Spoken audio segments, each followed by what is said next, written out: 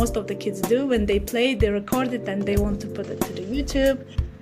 They wanted to write a book, they wanted to create a board game. So they've been coming to us asking on how it would be better to do that. And we immediately thought that it would be a good idea actually to teach them the skill of making it with the project management tools or the frameworks, so they would understand the principles and they would learn it while doing the fun stuff. And maybe that skill will then embed in their mind and will help them in the future. As you said, the project management is a life skill, right? So, and we had that in mind all the time. So we've been doing, initially we had a Scrum board, then we had the Kanban boards. We've been using different tools, and we've been doing those projects, a little small different kind of projects that together with kids. Then one day my husband came saying that, oh, there is actually people interested in this subject, and they've been heard that how we've been doing it with the kids. So he came up with an idea. Let's write a book. Yeah, and he drafted the first version. Then we came to our kids. They read it. They simplified the language because they've been coming and saying, oh, that's not clear, or actually this was done differently. So they've put a lot of ideas around the small one. I'm just looking at the structure of the book on the screen. I'm not going to steal your thunder. Do you want to just talk through it a little bit and just give people a little view of how you structured it and how those lessons come out? Yeah, so obviously don't give away the book whole is structured story, in a way because then no one will buy it. That's fine. No, I won't. Yeah, yeah. Those pages are actually seen on Amazon, so it's fine. So the book is structured in a way that it actually presents a project management to the kids, saying, "Hey, you are a little project manager, and the project you are going to do is about, for example, writing a book or filming a short film." And we also have recommendations for the parents on how they can help and facilitate this project for the kid. We also structured in a way that there is steps and phases similarly to the project execution. So the project goes and they initiate the project. They plan the project, so define the scope, they plan what they need to do or what they want to do in this project, and then after they plan it, they have a team who would be doing what, and they got a commitment from the team members, then they go to the execution. And while the team members execute the project according to the plan that they have drafted, or there is a challenge level, right, when you draft the plan, but there is also an easy level for the kids when the plan is given and they tick. And that's the most favorite part of the kids, to tick an activity. So they don't know, but they're actually doing controlling and monitoring, right? And so the book is designed in a way that kids can do that project in 7 days. And if something is not done in a day, I don't know, 2 or 3, then they can spot a problem, why it's not done, or if there is anything happened, or they have some kind of surprises in the project for the reason it wasn't done. So they try to solve it. They try to talk to the team members. So we guide kids through those steps and the situation that might happen in the project. Then after the completing, they have a closure as well. So there is a celebration, or there is a lessons learned discussion with the team members if the project is not achieved in a way how it was expected. I like the way it sounds as well. There you've got that. I love the way that you're talking about the monitoring and actually stealth, teaching them that they're monitoring and controlling, because it sounds boring, doesn't it, when you say, right, you've just got to monitor stuff, yeah, but where actually, as you say, it is, and it is that thing of, I've done it myself with me project plans when I've been updating them, and I'm ticking off stuff that we've done, or making it 90% complete or 80%, and I'm just sitting there thinking, yeah, feels good. There's a real satisfaction. So I can understand why they enjoy the ticking on it. That's brilliant. So Yeah. before we move on to a few other things that I wanted to chat to you about, especially about the AI stuff, if people, I think you mentioned it's available on Amazon, isn't it? Your book at the moment, and I Yeah, think it there's is. a few variants that are out. Coming out when we're talking, but maybe out when this goes out. We weren't quite sure on the timing. So, do you want to just tell us a little bit about um, the versions that are coming down the line, and yeah, and if there's any other information around the book that people can get hold of if they wanted to. Yeah, so the currently book has a 3 volumes. So the one is for the kid to create a book. The second is for the kid to make a short film or any other movie that they would like to do based on their interest. And the third is to create a party. Okay. So we intentionally done a different kind of projects and a different kind of examples. So different kids would find what they like more. For the first book, they have a different set of the characters that they can use to write a book. For the short film, they have a different topics to do, so they can create a short film with an actors, or they can record the interview, or they can record an unboxing, or any other content videos that they. Yeah. There is quite a lot in the YouTube available. Oh, that's brilliant.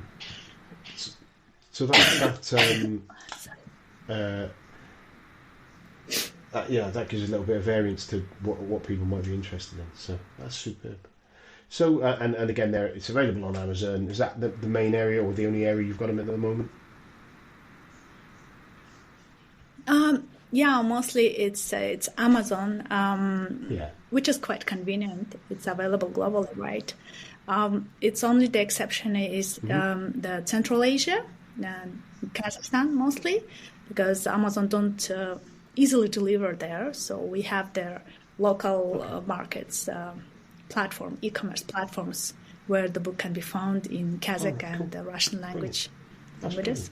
Yeah. So let's move on to what your doctorate that you're working on at the moment, and AI in portfolio management. And I think the AI for me is it's the big step change. There's a lot of news about it. There's lots of capability and the acceleration of it.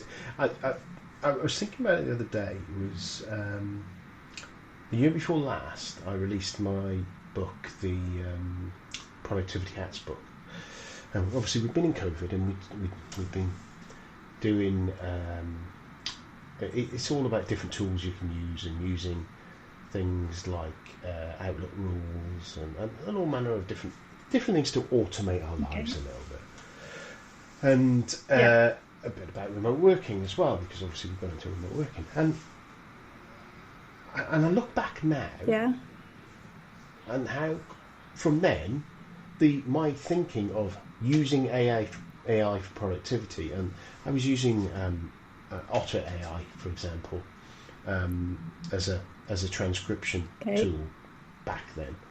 I've been using that for a while, but that's probably as advanced as the AI I thought was going to be for a while. Okay. And then suddenly, from the end of last year to now, it's gone absolutely ballistic. So, what's your take on it? Where were you? 2 years ago, 18 months ago, in the AI from an AI's point of view? Yeah. So my first experience with AI was the project that we've been delivering. We've been delivering that project for Kazakhstan and for the UAE as well.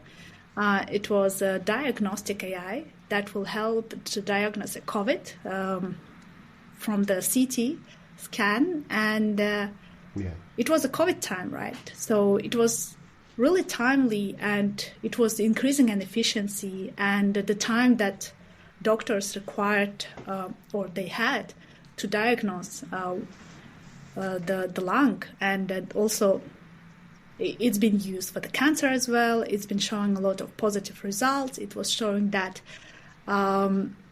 it's reduced the queue waiting for the results of the test.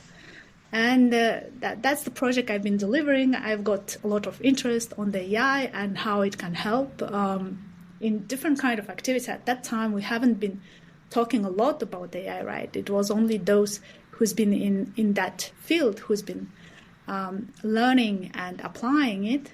But yeah, as you said, very recently, it became a huge hype, and it's now everywhere. Everyone's using AI, ChatGPT, or any other tool that's available there to help you to do the work faster, maybe better, but we don't know yet. It depends. Yeah, but my concern in my doctorate degree is that AI is improving, and there is a tendency in the human nature that we might rely on the technology too much.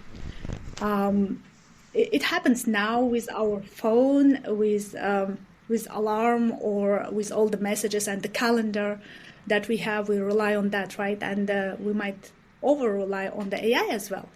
So when it comes to the portfolio management, what I'm afraid of, and we'll see what the research will show, that we might over-rely on the AI in order to make decisions. It happens now, right, when investors rely on the AI feedback in order to invest the money or to build a portfolio of stocks where they want to put money.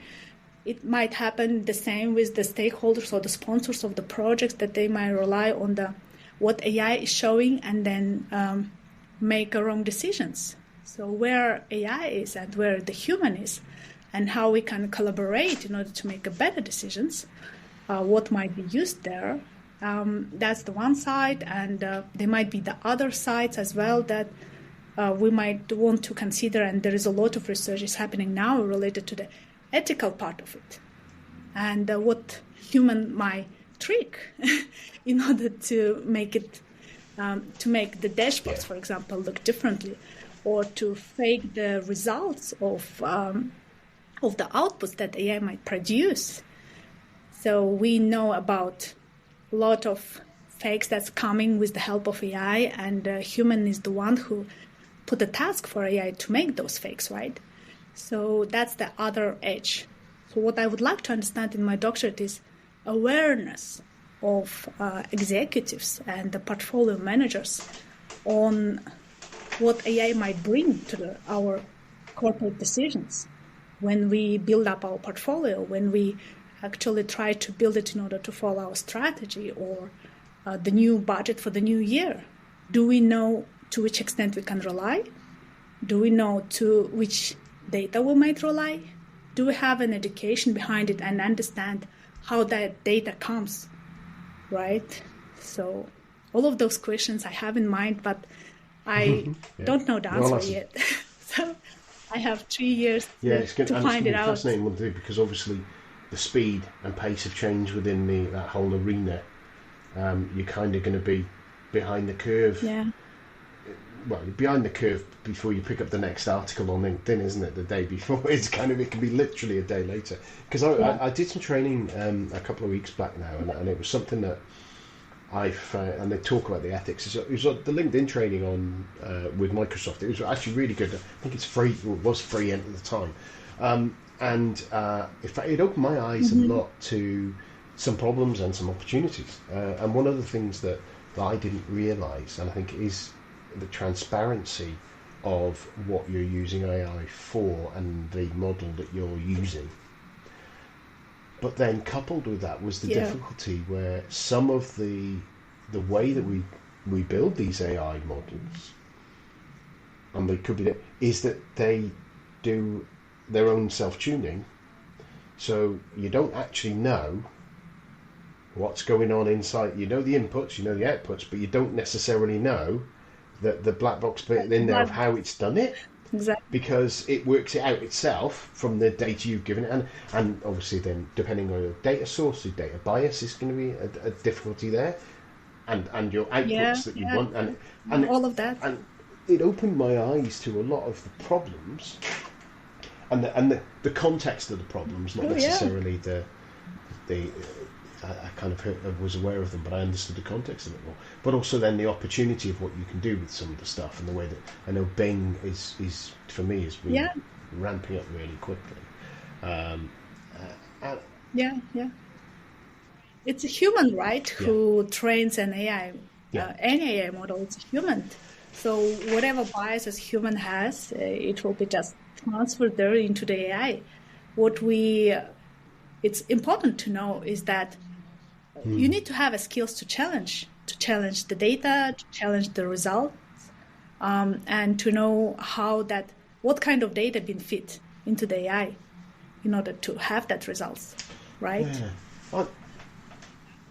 The one of the examples is very simple. So one of the AI models I've been testing for the portfolio management is that you have a different set of the projects that you want to invest. You kind of define what kind of goals do you want to achieve at the end of the, let's say, 2 or 3 years when all the projects are completed, and you actually can feel and receive the results.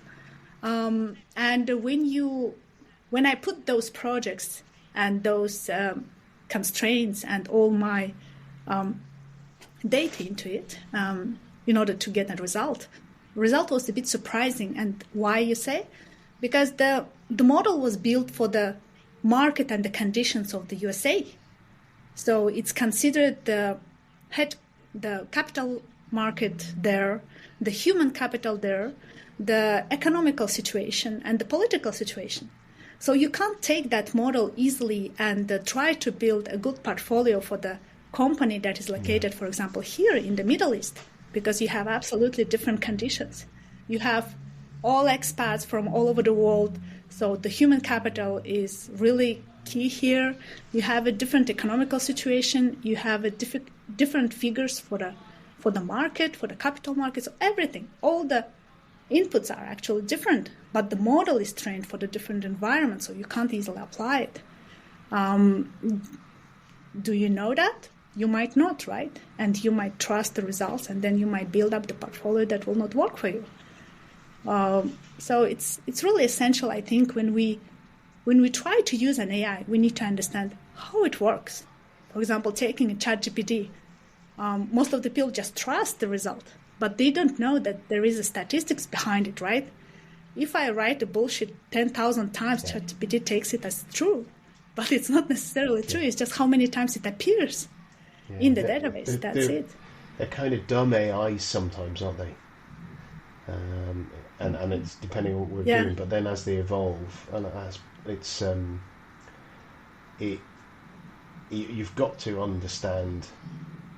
It's that whole thing of kind of liken it to the when you're learning maths at school, where the teachers want you to learn it without a calculator, and the thing you always sat there when a calculator arrived when I was growing up, and they were available. It's like, well, we don't need to learn it now. We've got a calculator. But being able to have that skepticism and that knowledge to be able to question the tool is key, isn't it? And that's it's like using social media. The skepticism of anything that's on social media, you don't believe it's there. The skepticism of everything that's coming through ChatGPT, the skepticism of someone's project status report. You've kind of got to sit there and go, hang on. Exactly.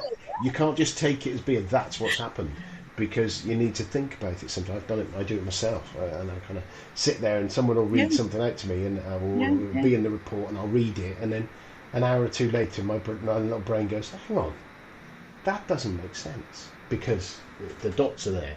And whereas at the time when I'm talking to them, sometimes it'll be, that sounds about right. But that skepticism, not skepticism's are wrong, the analytical part of our brains in there that we need to be using. Yeah, it's a complete different set of the skills that project managers in our context need to learn, right? So they need to understand the data, from where data comes and what kind of data was fit there.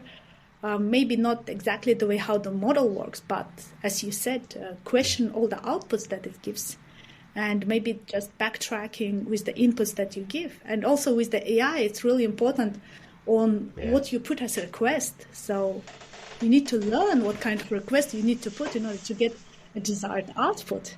So it's not that you can write anything and you can get some kind of result.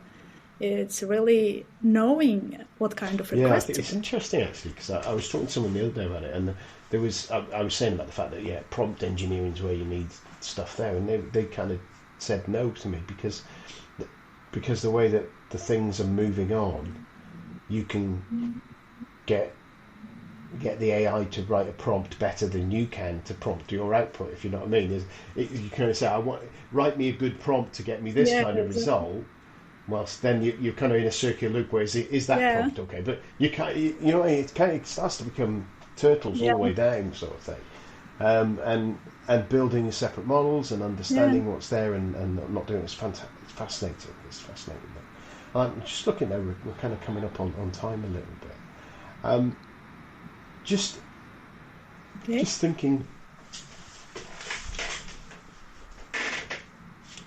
maybe when you're Dr. Anara, in 3 years you've got your doctorate, and where do Yeah. you see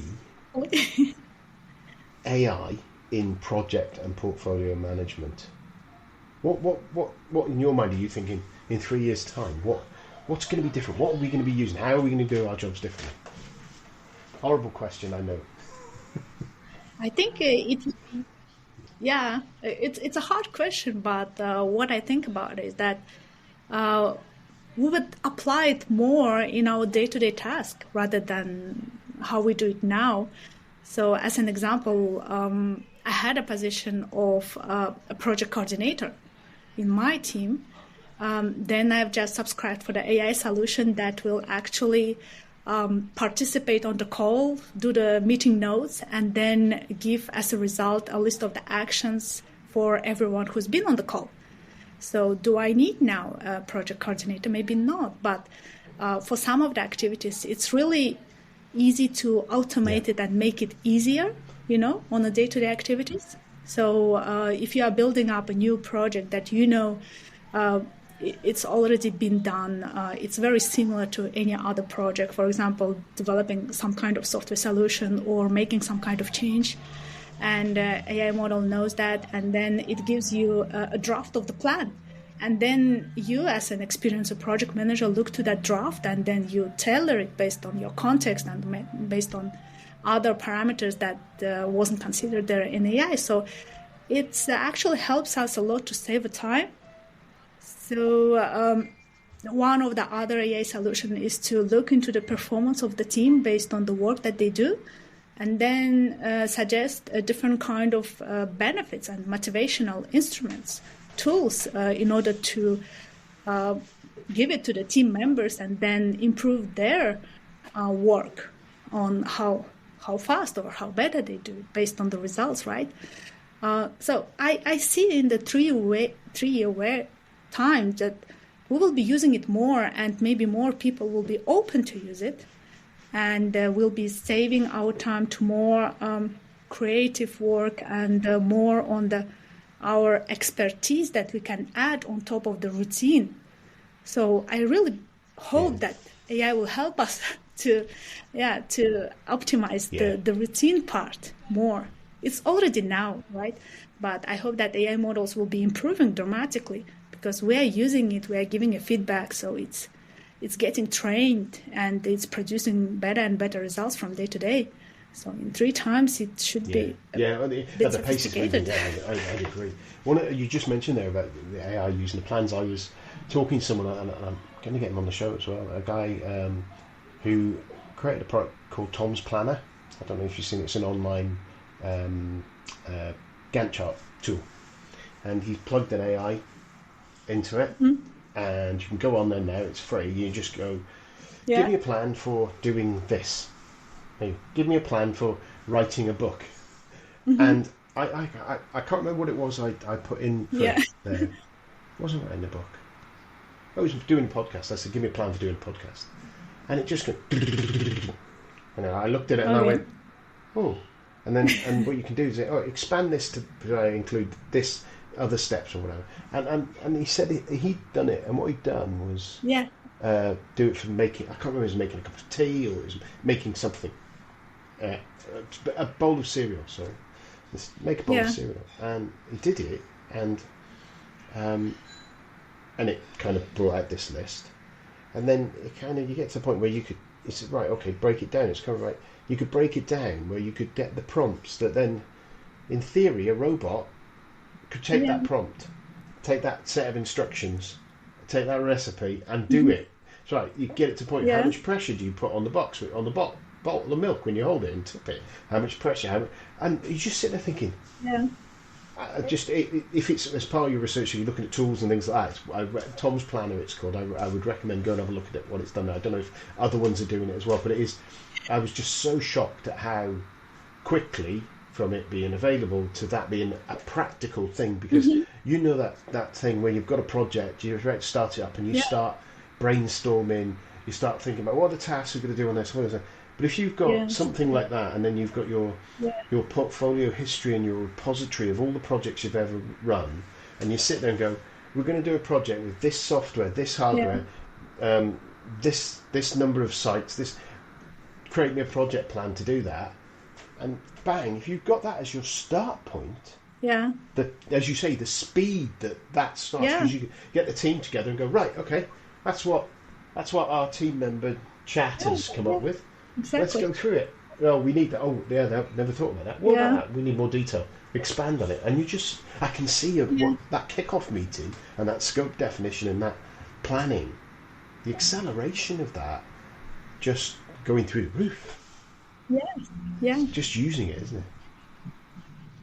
And then you have time actually to work with people, right? So you have a time to do the leadership. You have a time to motivate your team and do all the other stuff that these days you don't have time, because you are just covered with that routine from the morning till the evening. You are trying to just create that plan. Talk to the stakeholder and make sure what you're delivering is what they need. That's the benefit I see.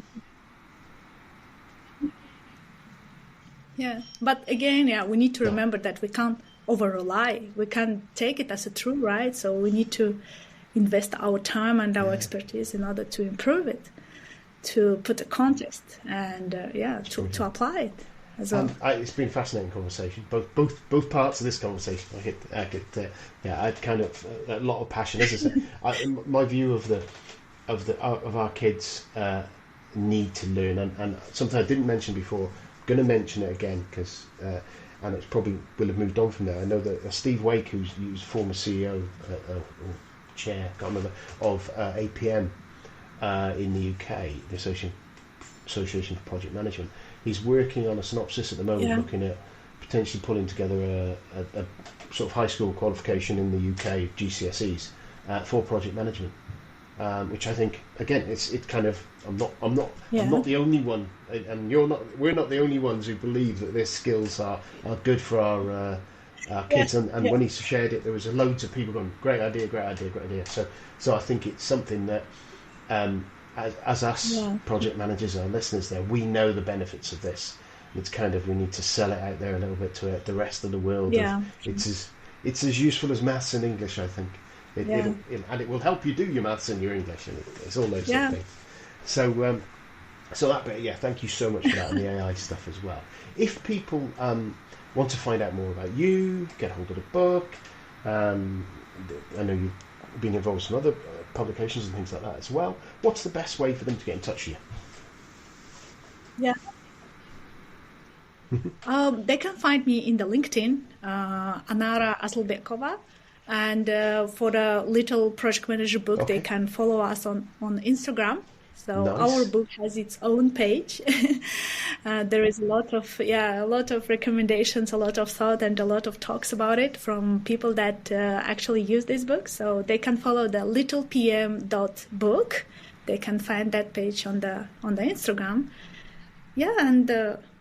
Thank you for having me. No, it's brilliant. Thank you very much. It was a very interesting discussion. And on that basis, you have a wonderful rest of your evening, and have a great time. Cheers. Thank you. Thanks a lot. Bye. So how was that?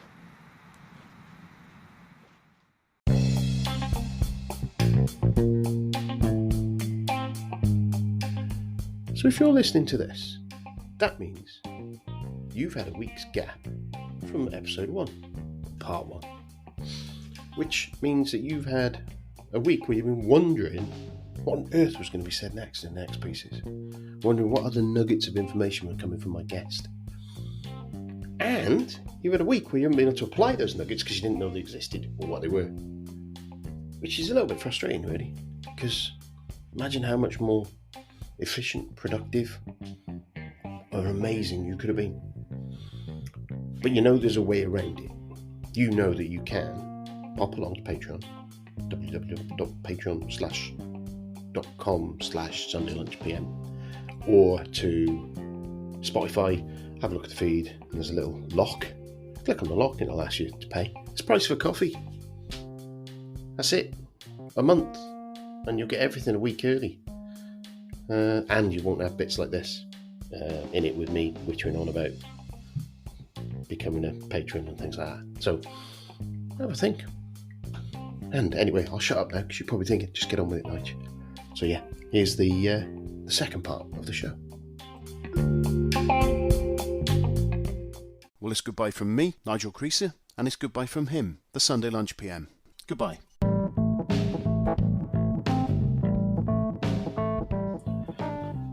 My latest, the latest affiliate that I've got on the show now is Riverside. I use Riverside to do my interviews, Riverside FM. It kind of offers you a whole, if you like, micro studio management producer tooling and goes beyond that. Has a really good free layer. And I've been using it for a while now. I find it really good. When I've had issues, even though I'm not on one of the higher paid levels, the support has been quick, responsive and of high quality, and people keen to help me. The organisation seems really good. The product seems really intuitive. And quality is really good as well. And it's a clever way of doing it is when you're recording through your browsers, so you've not got loads of desktop resources being used compared to some other products that I've used. And what they also do is they stream a lower quality version of it up onto as you're doing the interview, so you're not burning bandwidth while you're doing the interview and potentially impacting on the quality of the conversation. And then at the end, it uploads it, the higher quality from your browser. It's just a really good way of doing it. So if you are thinking of doing a podcast, and know someone who's doing a podcast, I would recommend using this tool. I found it really good. Best of the tools that I've tried using to date. And you can get that at nigelcreaser.com/riverside, and that will redirect you to my kickback page on their site, and there I will get a little kickback from them. So take a look. Thanks.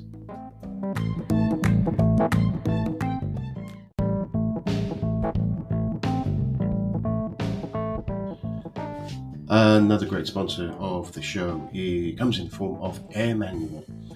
Air Manual is it's a tool for documenting process, which and best practices. It's a company formed by one of my interviewees, Alexis Kingsbury. Essentially, and I kind of summarised why my view of where we see documentation, and my experience has been, people will document something, a process, they'll put it in a Visio diagram that gets loaded onto a SharePoint site or something similar, and then a bunch of that. So then once that diagram's been shared with senior management, they're happy they have a process in the business. But then the detailed procedures underneath it might be in Word documents, in just poorly kept and not linked easily and not updated. And what Air Manual does, it allows you to put in it's a tool for doing this kind of thing. You whack it in, the service in there, get in there, put in your process, your flow, and you build it down to as low a level of detail, even to the point of checklists where people can check off they've done it. So it creates that guided checklists, easy to create, easy to maintain, and all in one place. And no one's kind of rooting around to find the SharePoint, and then when you change to new SharePoint services and all that stuff, it's all there. So if you pop along to nigelcreaser.com/airmanual, there's a bit more detail there and a link there to click on to go and get. I think they offer a trial and things like that. So it's something that I think can easily reduce the amount of errors, rework, etc. within our organisations. So yeah, take a look.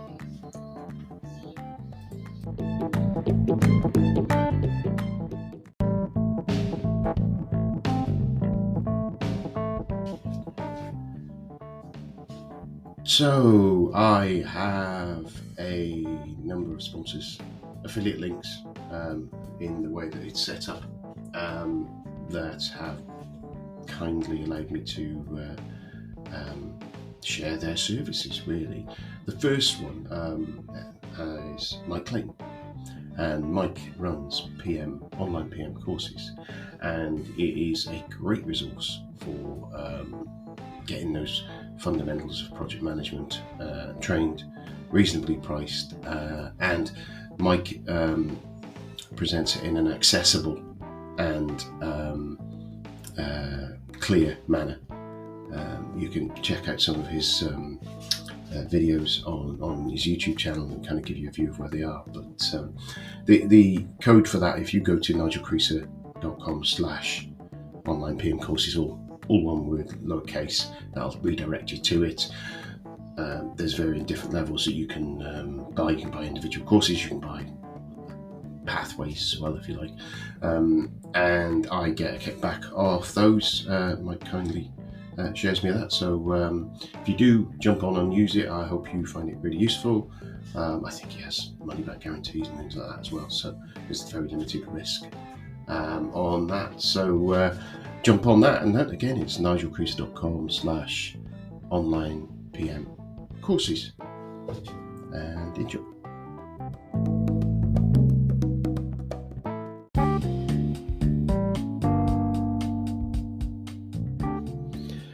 So this is my final wrap up. Every week you're going to hear this, you're going to get bored of it, but you can always click next podcast if so.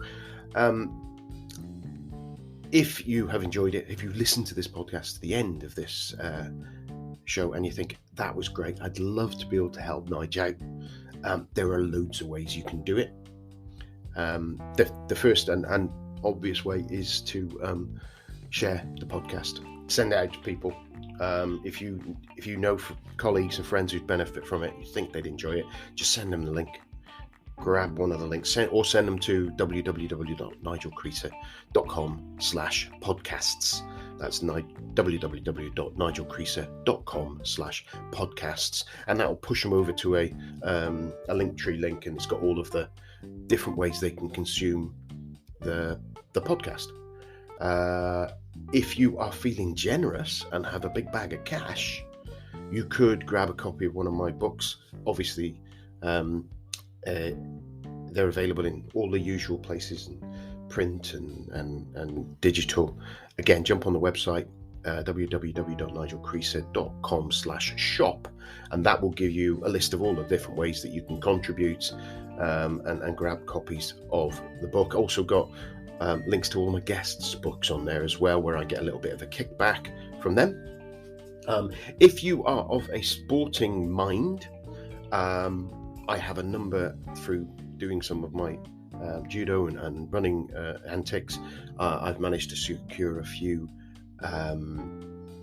affiliate links and affiliates there as well. So in there, somewhere in the sponsors page, there's links to those as well. So clicking onto those and grabbing if you're looking to get super fit, then that would be fabulous as well, and I get a little kickback from those. I have a Patreon account. It's patreon.com/sundaylunchpm. So again, you can ping something in there, buy me a coffee or whatever. And finally, obviously the most important is coming back, listen again, because the more of you that come back, the more visibility I get, because there's more times that it's downloaded and all the SEO works and things like that. So yeah, that's it. So if you can help me out, I would be much appreciated. If you can't, don't worry about it. Thank you very much. Cheers now. Bye.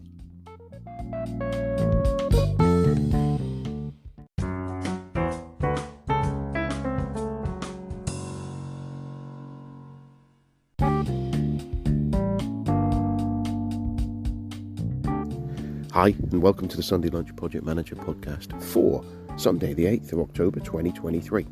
This is your host, Nigel Creaser, and today I've got the second part of my interview with Anara Asylbekova. Speak soon.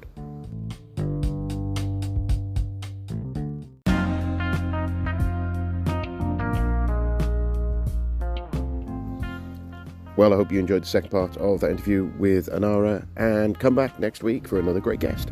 Look after yourself. Speak soon. Bye.